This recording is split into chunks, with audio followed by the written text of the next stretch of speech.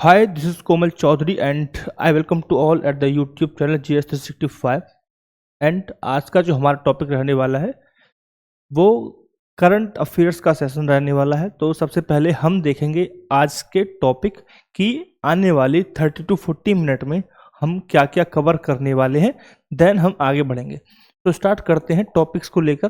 Topic क्या क्या है रहने वाले हैं कि केरल उच्च न्यायालय ने एकल उपयोग सिंगल यूज प्लास्टिक को बैन कर दिया है। नेक्स्ट हमारा है हरित भारत के राष्ट्रीय मिशन।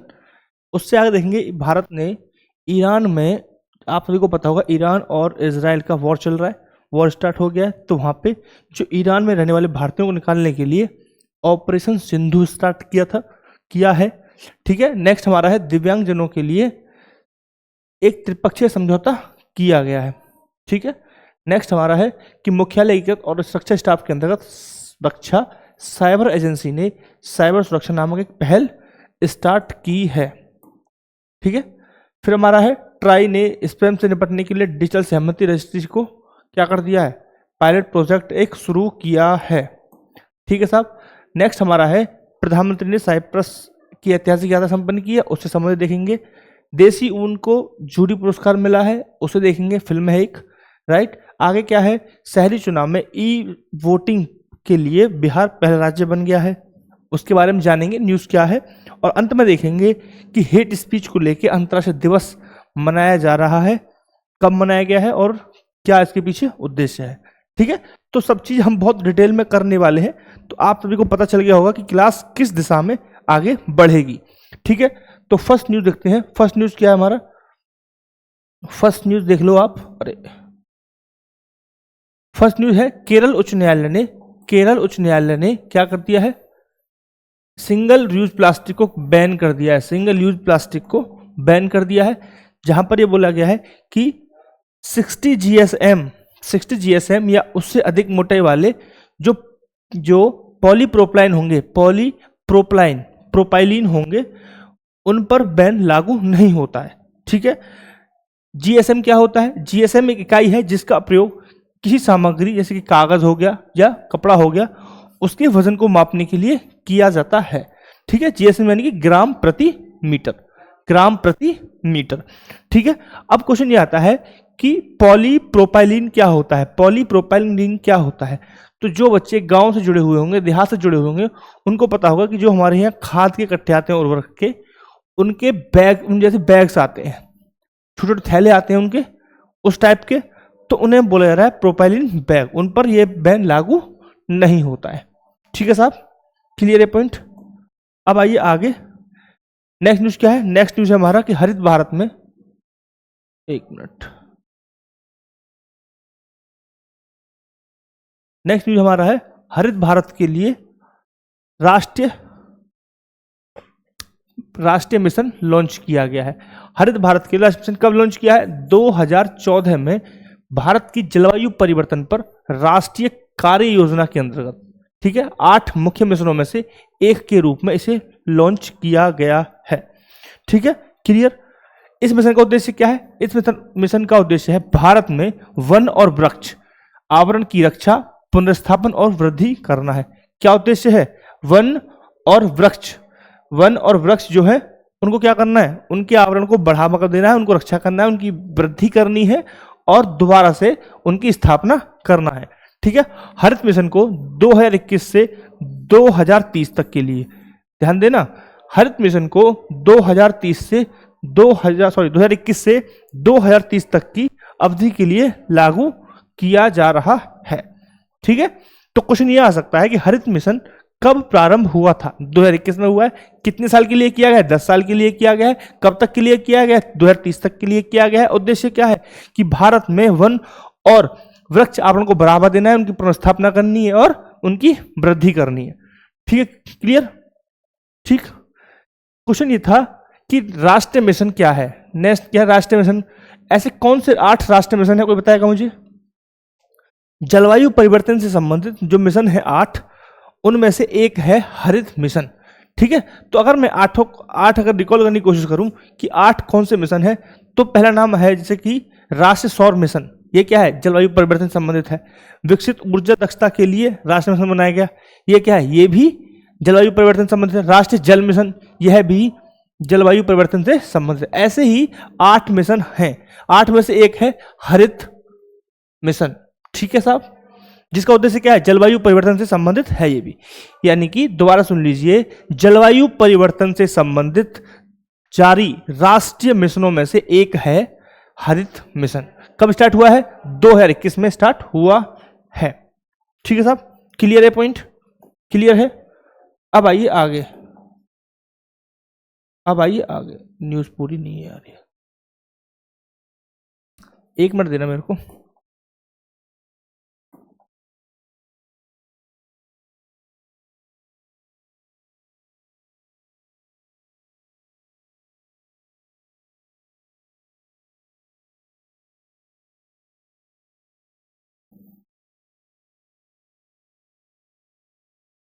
ठीक, अब आ जाइए।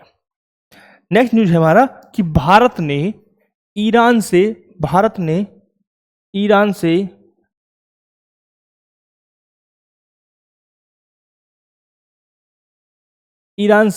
भारतीयों को निकालने के लिए ऑपरेशन सिंधु चलाया गया। आप सभी को पता है, क्लियर तरीके से बहुत हाईलाइटेड है, इजराइल और ईरान का वॉर डिक्लेयर हो रखा है और भारत ने क्या किया है, जो ईरान में फंसे हुए भारतीयों को निकालने के लिए ऑपरेशन सिंधु चलाया है। ठीक है, भारत समय समय पर ऐसे ऑपरेशंस क्या करता है, चलाता रहता है। भारत ऐसे ऑपरेशन हमेशा चलाता है। यूक्रेन से निकालने के लिए भी भारत ने ऐसे ऑपरेशन चलाया था। ठीक है, मुझे कमेंट सेक्शन में बताइए कि यूक्रेन से निकालने के लिए कौन सा ऑपरेशन चलाया था। ठीक है, नाम बताइए ऑपरेशन का।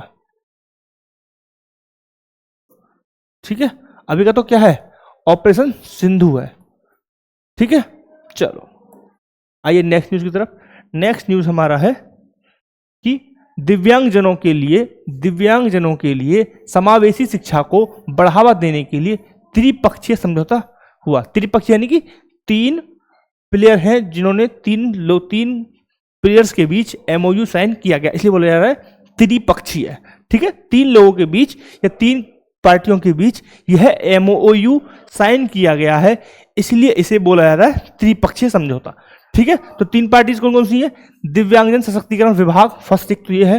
दूसरा क्या है, राष्ट्रीय मुक्त विद्यालय शिक्षा, NIOS लिखा हुआ है। ठीक है, यहाँ लिख देता हूँ NIOS। ठीक है, और थर्ड कौन सा है, राष्ट्रीय शैक्षिक अनुसंधान प्रशिक्षण परिषद, NCERT। यानी 3 लोगों के बीच हुआ है दिव्यांगजन सशक्तिकरण, ठीक है, और NIOS, और थर्ड NCERT। तो इन 3 लोगों के बीच में क्या हुआ है, यह एक समझौता किया गया है।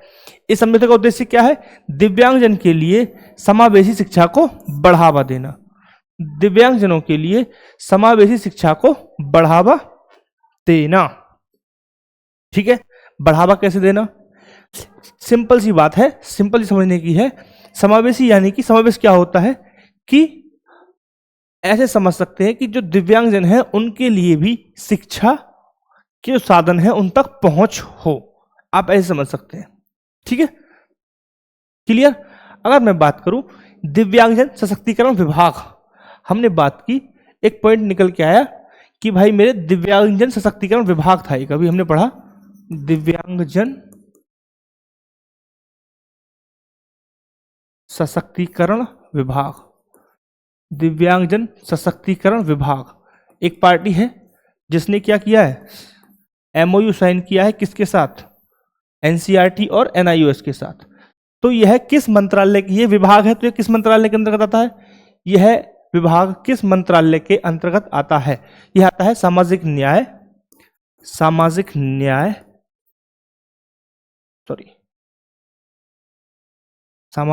न्याय एवं सहकारिता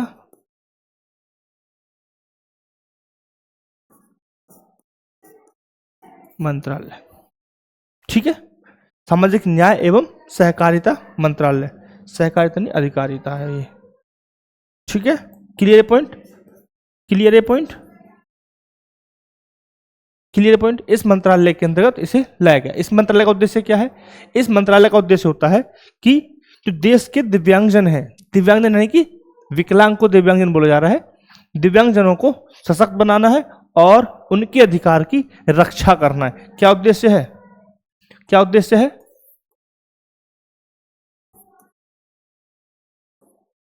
दिव्यांगजनों को क्या करना है? सशक्त बनाना है प्लस उनके अधिकारों की रक्षा करना है। यह इस मंत्रालय का उद्देश्य है। ठीक है, क्लियर। इसी तरीके से अगर हम समझें कि भाई मेरे एक दूसरी पार्टी थी, क्या नाम था उसका? एक और पार्टी है NIOS। NIOS, NIOS क्या है? NIOS कुछ लोग जानते होंगे, लेकिन कुछ लोग हो सकता है नहीं जानते हो कि NIOS क्या है। NIOS एक स्वायत्त संगठन है, स्वायत्त संगठन। अब देखो स्वायत्त क्या होता है? स्वायत्त और स्वतंत्रता में फर्क होता है। स्वायत्त यानी कि कुछ अधिकारों में छूट दी गई है, कुछ अधिकारों में छूट नहीं दी गई है, ये होता है स्वायत्तता। ठीक है, यानी कि छूट दी गई लेकिन कुछ लिमिट्स के साथ, ये होता है स्वायत्तता। वही स्वतंत्रता होती है फुल फ्रीडम, पूरी तरीके से आजादी, कोई प्रतिबंध नहीं, तो वो होता है स्वतंत्रता। तो यह एक स्वायत्त संगठन है। ठीक है, किसकी? भारत सरकार की। तो यह स्टेट का नहीं काम है, ये भारत सरकार का काम है। यानी कि जो भी कुछ होना है इससे संबंधित कौन करेगा? सेंट्रल गवर्नमेंट, केंद्र सरकार। ठीक है, यानी कि भारत सरकार काम करेगी। इसका उद्देश्य क्या है? यह है जो दूर दराज के एरिया होते हैं वहां पर शिक्षा प्रोवाइड कराती है। दूर दराज के एरिया जहां पर पारंपरिक रूप से, यानी कि जिस तरीके से हम शिक्षा ग्रहण कर रहे हैं स्कूल जाकर के, वैसे विकल्प बच्चों को नहीं मिल पाते हैं, उन बच्चों के लिए यह संस्था शिक्षा प्रोवाइड कराती है। ठीक है, तो यह कौन कौन शिक्षा प्रोवाइड करा सकती है? माध्यमिक एवं उच्चतर माध्यमिक। कौन सी साहब? माध्यमिक, माध्यमिक एवं उच्चतर माध्यमिक। ठीक है, माध्यमिक एवं उच्चतर माध्यमिक दो प्रकार, यानी हाई स्कूल और इंटर, ये कराती है। 12th क्लास और 10th क्लास। समझ में आ गई? यानी कि जो बच्चे पारंपरिक रूप से स्कूल नहीं जा पाते हैं, ठीक है, और कुछ सीखना चाहते हैं, तो यह संस्थान उनको शिक्षा प्रोवाइड कराती है। बेसिकली यह ऑनलाइन शिक्षा प्रोवाइड कराती है। आप चाहे तो स्कूल जा सकते हैं, दोनों तरह के ऑप्शन मिलते हैं, दोनों ही ऑप्शन बच्चों को दिए जाते हैं। आप चाहे तो ऑप्शन है स्कूल जाने लायक तो आप स्कूल भी जाइए, अदरवाइज आप पूरा काम ऑनलाइन हो जाता है। जब आप NIOS में जाते हैं तो NIOS सीधे ऑनलाइन ही आप रजिस्टर कर सकते हैं, ऑनलाइन ही फीस सबमिट हो जाएगी, ऑनलाइन ही आपका एडमिट कार्ड आ जाएगा, ऑनलाइन ही आपका क्या हो जाएगा?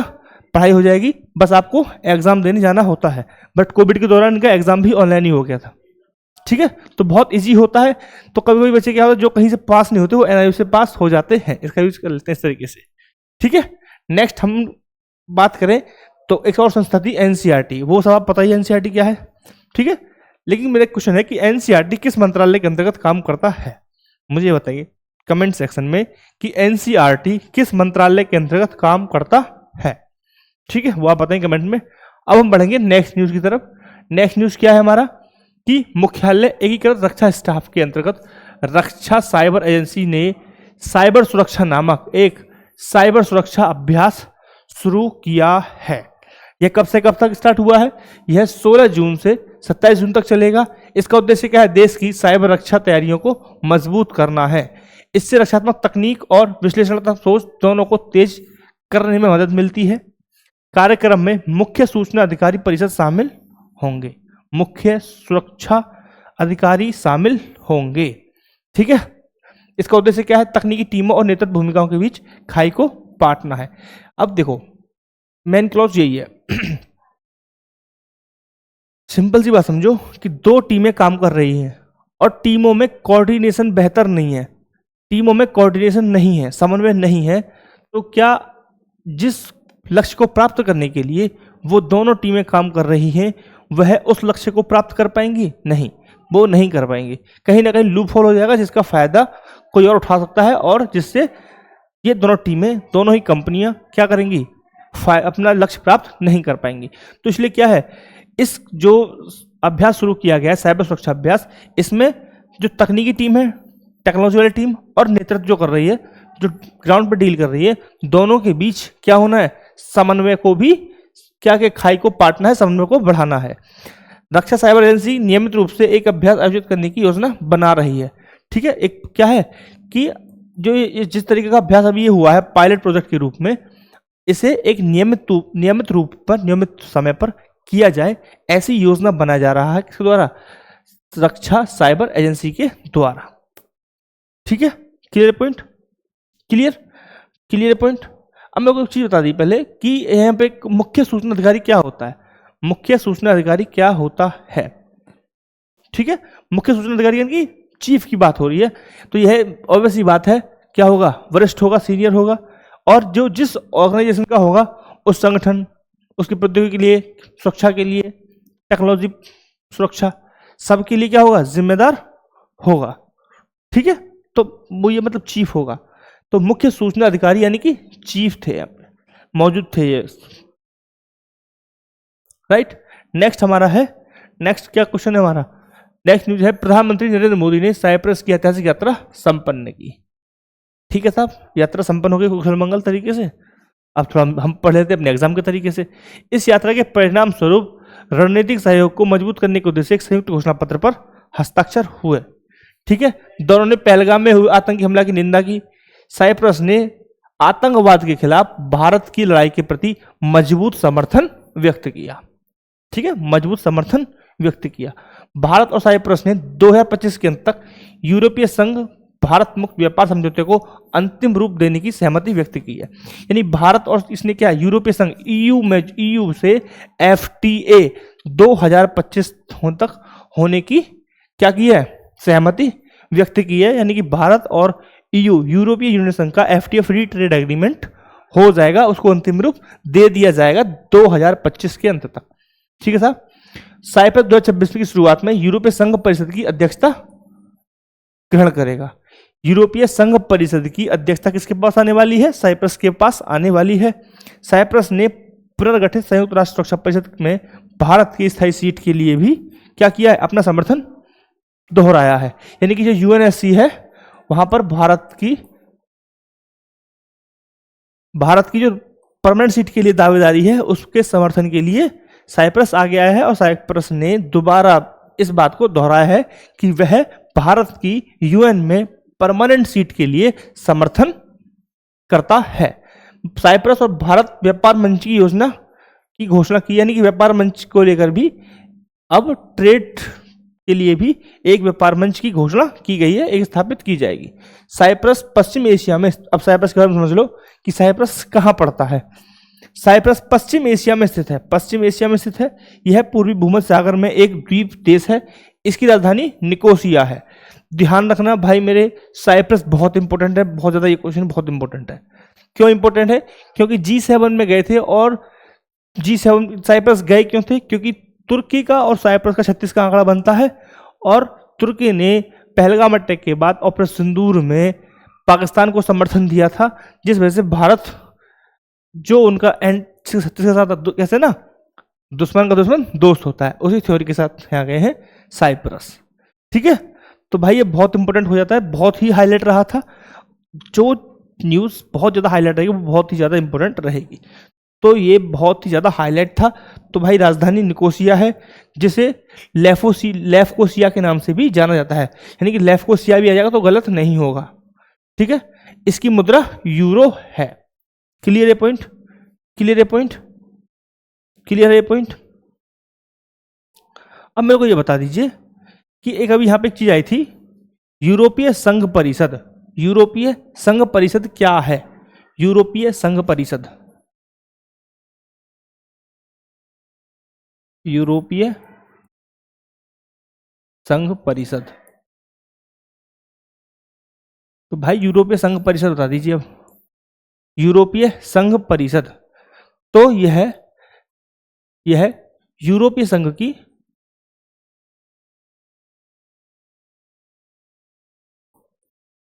की एक संस्था है। पहली इंपॉर्टेंट चीज, यूरोपीय संघ की एक संस्था है। पहली इंपॉर्टेंट चीज तो यही है। ठीक, दूसरा, यह जो यूरोपीय संघ के सदस्य होते हैं उसके मंत्रियों को एक साथ लाती है। ठीक है, मतलब सिंपल सी बात है, कोई लिखने की जरूरत तो है नहीं, मैंने गलत ही लिख दिया है कि सिर्फ एक यूरोपीय संघ की संस्था है जो इसके मंत्रियों को साथ लाती है, उनसे समन्वय कराती है, बातचीत करती है और आगे उनकी नीतियों को क्या करती है, बनाती है, समन्वय करती है। यानी कि एक महत्वपूर्ण भूमिका है विधायिका की तरह। ठीक है, यानी कि मंत्रियों से बातचीत करना, समन्वय करना, नियम बनाना। ठीक है, क्लियर। तो ये सब काम किसका है? यूरोपीय संघ परिषद का है। ठीक है, मैंने ऐसे लिख दिया, हटा दो ऐसे ही। चलो अब बढ़ते हैं नेक्स्ट न्यूज की तरफ। नेक्स्ट हमने पढ़ेंगे भारत और साइप्रस के बीच संबंध। भारत और साइप्रस के बीच हम पढ़ेंगे संबंध को लेकर। ठीक है साहब, तो भारत साइप्रस 1962 में राजनयिक संबंध स्थापित किए गए।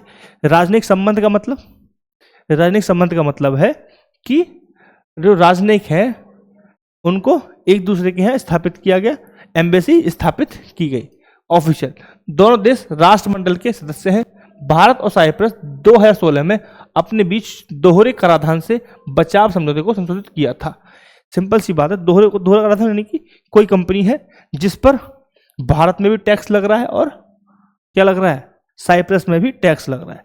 तो दोनों ने सेटल कर लिया कि एक जगह ही से टैक्स यूज हो ताकि जो कंपनी है उनको ज़्यादा लॉसेस सामना करना पड़े और एज ए इन्वेस्टमेंट वो ज़्यादा निवेश करें। ठीक, वो उस देश से भागे ना कि यहाँ पर टैक्स ज़्यादा लगता है। प्रधानमंत्री मोदी को साइप्रस के सर्वोच्च नागरिक पुरस्कार से सम्मानित किया गया है और यह क्या है, grand course of the order of Makarios third. ठीक है साहब, नाम पढ़ लीजिए, grand of the order of Makarios third. तो लगभग भारत जो पीएम साहब हैं इनको अभी तक 21 देशों ने क्या दे दिया है, अपना सर्वोच्च सम्मान दिया है, जो अभी तक विश्व में ऐसा किसी नेता को या किसी राजनेता को नहीं मिला है, नहीं किसी व्यक्ति को इतना सम्मान मिला है। ठीक है, तो आप इससे प्रभावशीलता को समझ सकते हैं।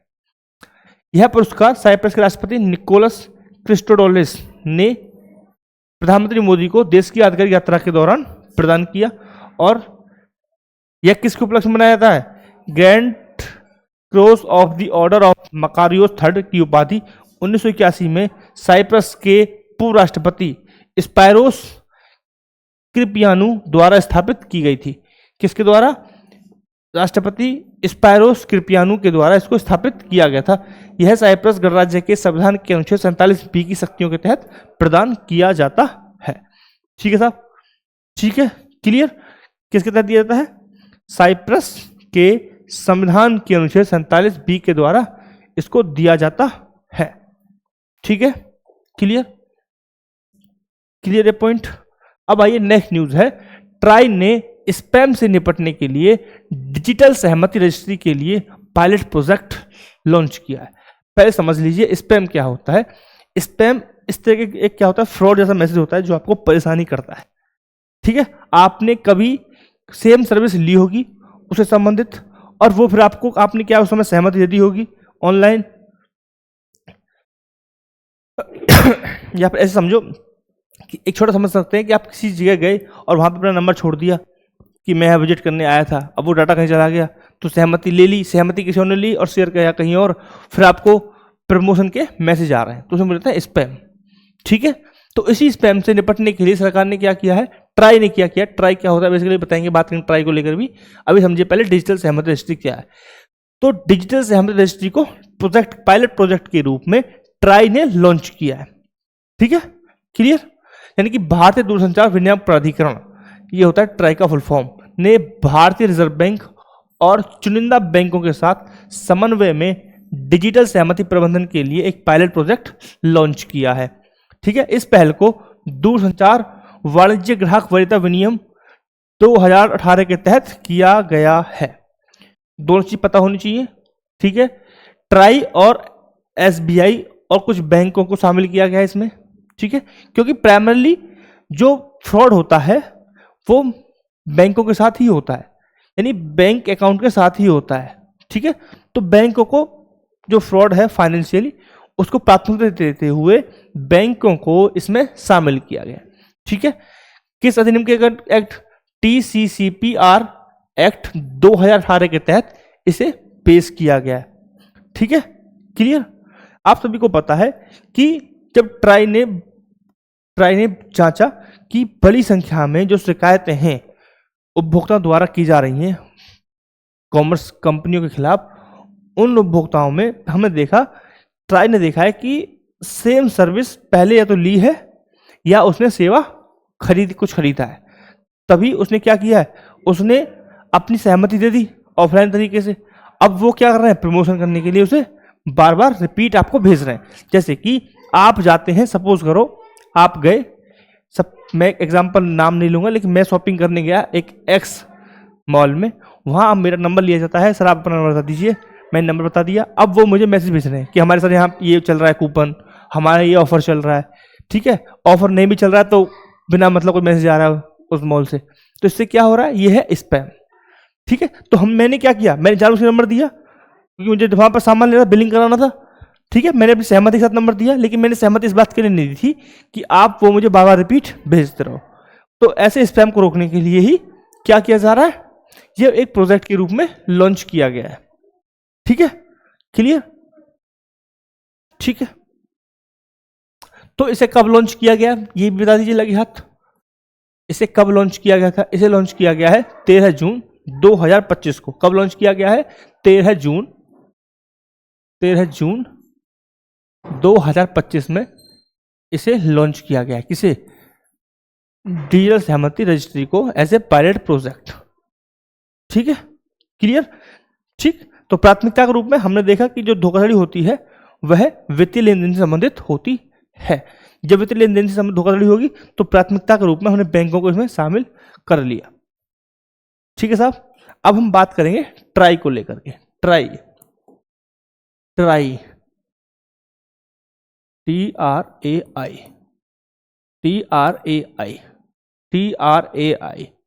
Telecom regulatory authority of India, telecom regulatory authority of India, telecom regulatory authority of India. इसकी स्थापना कब हुई है, इसकी स्थापना हुई है 1997 में। इसका हेडक्वार्टर कहाँ पे है, हेडक्वार्टर है नई दिल्ली में। कहाँ पे है, नई दिल्ली में। कहाँ पे है, नई दिल्ली में है। कहाँ पे है, नई दिल्ली में हेडक्वार्टर है। इसका काम क्या होता है, इसका काम होता है जो दूरसंचार सेवाएं होती हैं उनको रेगुलेट करना है। किसको रेगुलेट करना है, दूरसंचार सेवाओं को, दूरसंचार, telecom regulatory authority of India. तो टेलीकॉम से संबंधित जो भी होगा दूरसंचार सेवाओं को नियमित करना।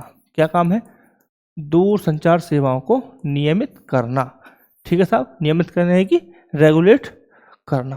क्यों कर रहे हैं, क्यों, इसका उद्देश्य क्या है, इसका उद्देश्य है कि जो दूरसंचार क्षेत्र में चुनौती है उनको सॉल्व करना, ठीक है, उन संबंधित नीतियां बनाना, नियम और नियमों को मजबूती से लागू करना, ठीक है साहब, क्लियर पॉइंट।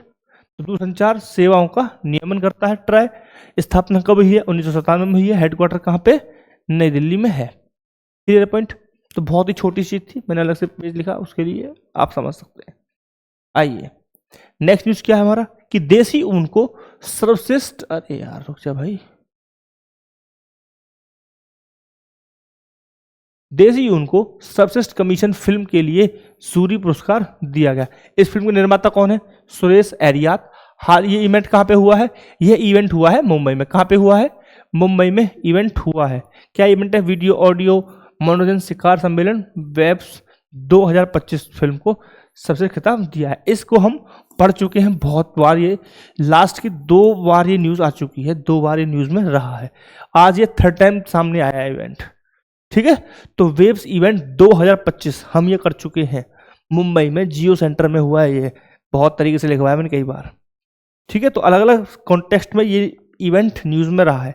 आज ये 3rd टाइम डिस्प्ले पर दिख रहा है, तो ध्यान रखना इसकी इंपोर्टेंस कितनी है, ठीक है। आइए नेक्स्ट न्यूज क्या है, नेक्स्ट न्यूज हमारा है कि शहरी चुनाव के लिए ई वोटिंग प्रणाली अपनाने वाला बिहार पहला राज्य बन गया है। ई वोटिंग अपनाने वाला बिहार पहला राज्य बन गया है। बिहार राज्य चुनाव में एंड्रॉयड आधारित एप्लीकेशन का उपयोग करके ई वोटिंग प्रणाली शुरू करने का इसने निर्णय लिया है, ठीक है। ऐसा करने वाला बिहार पहला राज्य होगा, ई वोटिंग जो कराएगा, यानी कि एप्लीकेशन के माध्यम से आप वोट कर सकते हैं। एंड्रॉइड मोबाइल होगा आपके पास, आप वोट कर सकते हैं ऑनलाइन घर से ही।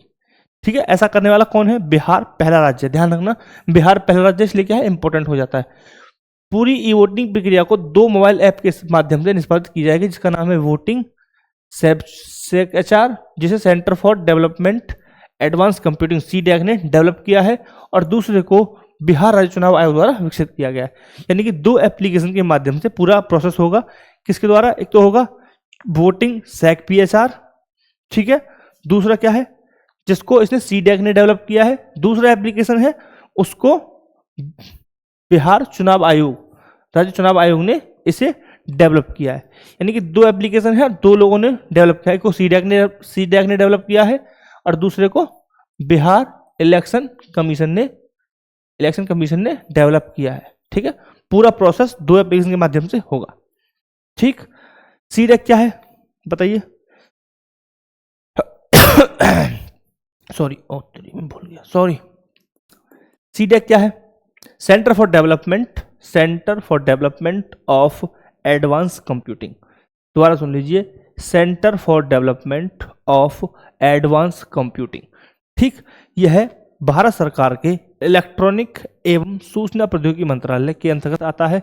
दूसरी बात यह है, कई बार न्यूज में आ चुका है, कई बार हम पढ़ भी चुके हैं बाबूजी, तो मैं इसे लिख नहीं रहा हूं, सिर्फ आपको रिवाइज करा रहा हूं। ठीक है, centre for development of advance computing, और यह है भारत के इलेक्ट्रॉनिक एंड सूचना प्रौद्योगिकी मंत्रालय के अंतर्गत आता है। क्लियर? इसका काम क्या है? इसका मेन काम है कि जो एडवांस कंप्यूटिंग है और जो इंफॉर्मेशन टेक्नोलॉजी है उसके क्षेत्र में क्या करना है, रिसर्च एंड डेवलपमेंट के जो कार्य हैं वो सब CDAC के द्वारा किए जाते हैं। ठीक, क्लियर? CDAC मुख्य रूप से एडवांस कंप्यूटिंग और सुपर कंप्यूटिंग के लिए अपने काम के लिए जाना जाता है। ठीक है, हम बात कर चुके हैं पहले बात की है मैं कि ये जो कंपनी है वो एडवांस कंप्यूटिंग के लिए जानी जाती है। इसकी स्थापना कब हुई है? तो इसकी स्थापना हुई थी 1988 में। इसकी स्थापना हुई थी 1988 में, जब USA ने भारत को सुपर कंप्यूटर बेचने से इनकार कर दिया था, तब भारत ने स्वदेशी इंडिजीनियस सुपर कंप्यूटर बनाने के लिए CDAC की स्थापना की थी। ठीक है साहब, क्लियर? चलो आगे आते हैं। आगे क्या है कि घृणास्पद भाषण के विरोध हेतु अंतर्राष्ट्रीय दिवस घोषित किया गया। कब मनाया जाएगा ये? कब मनाया जाएगा बाबूजी? ये मनाया जाएगा 18 जून को। कब मनाया जाएगा? 18 जून को यह मनाया जाएगा। यानी कि प्रस्ताव में 18 जून को मुकाबला करने के लिए अंतर्राष्ट्रीय दिवस के रूप में घोषित किया है। किसने घोषित किया है? संयुक्त राष्ट्र ने। किसके द्वारा घोषित किया गया है? संयुक्त राष्ट्र के द्वारा घोषित किया गया है कि 18 जून को क्या है, विश्व घृणास्पद भाषा के विरोध के रूप में अंतर्राष्ट्रीय दिवस के रूप में हम इसे मनाएं। संयुक्त राष्ट्र ने इसे स्टार्ट कराया था। कब से स्टार्ट हुआ है साहब? लिखा हुआ है कहीं? हाँ, लिखा हुआ है 18 जून 2019 से इसे प्रारंभ किया गया है।